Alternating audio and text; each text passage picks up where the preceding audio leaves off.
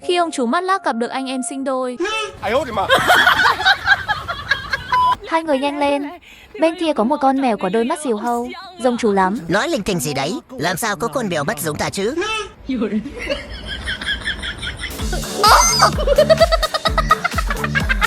Ông chủ, tên con mèo này là gì vậy? Rắn hổ mang. Ông chủ bán rẻ cho cháu được không?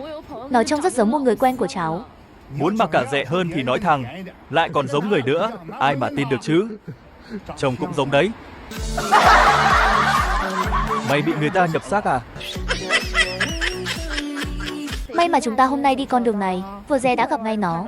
Chúng ta đúng là có duyên với nhau. Cái này không gọi là duyên đâu. Hai người kiếp trước nợ nhau đó.